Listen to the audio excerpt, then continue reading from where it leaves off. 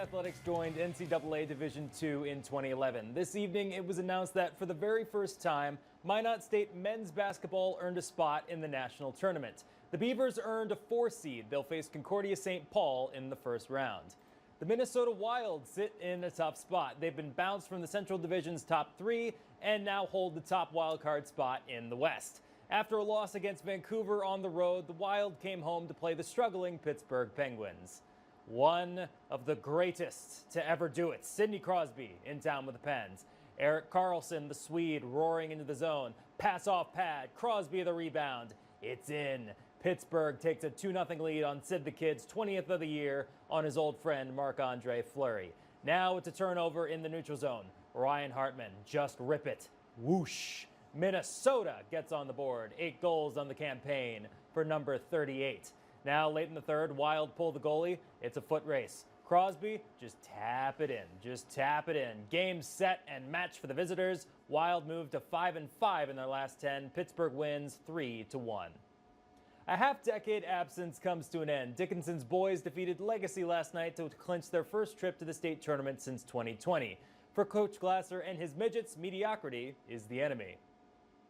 You know, we've been talking all year about just not being mediocre, not being happy being mediocre, and we came in as a 6th seed, and guess what? We were mediocre, and you know, all that talk and all that kind of trying to inspire them, and it really worked, and they believed. You know, we lost in the first round, and we weren't done at all, and we understood that, and we knew that going in, and I think that's why these guys are just kind of different a little bit.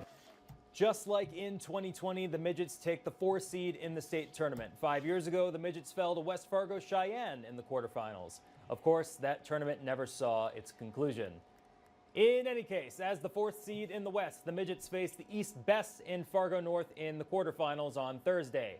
The Spartans lost to West Fargo Cheyenne in the final last year. I was at that game. Midgets versus North is the first game of the day for the boys tournament.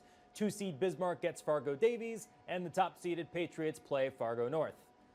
Mandan tangles with Red River. For the girls, top-seeded Century plays Shanley in the first round. Patriots back in the state tournament after last year's absence. Number 2 Mandan draws Red River, and 3rd-seeded Minot plays Fargo Davies. Jets junior Lily Bells got a shot at the all-time Division AA Class A scoring record, only 39 points away. Lastly, Legacy takes on East champion West Fargo Horace. In the NJCAA Women's Region 13 Championship, Bismarck State's women came close but fall to top-seeded NDSCS. The Wildcats move on to the District Championship. Harris Beauchamp dropped 21 points and 13 boards, led the game in scoring as well. Aaliyah McPherson and Brinley Murdoch both had 12. In the Men's District 13 Championship, Williston State falls to Dawson 93-89. Rex Sterling led the Tetons in scoring with 19 points, throw in 15 rebounds, solid effort from him. Richard Massey threw in 16 as well. For Dawson, Seth Amenrud scored 22 as the Bucks move on.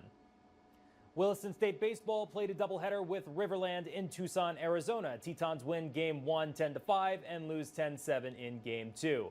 Also in Tucson, Bismarck State played 2 and got a couple of wins. Alex Panitsky and Josh Borbo combined for the 9-strikeout shutout in Game 1. BSC wins Game 2 14-2. In college softball, Williston State played Joliet Junior College, and the Tetons get the win 8-5. Back-to-back wins for WSC. Dickinson State played Park Gilbert in Tucson as well. Jersey Morse gets a couple of RBIs, but the Blue Hawks fall to the Buccaneers 13.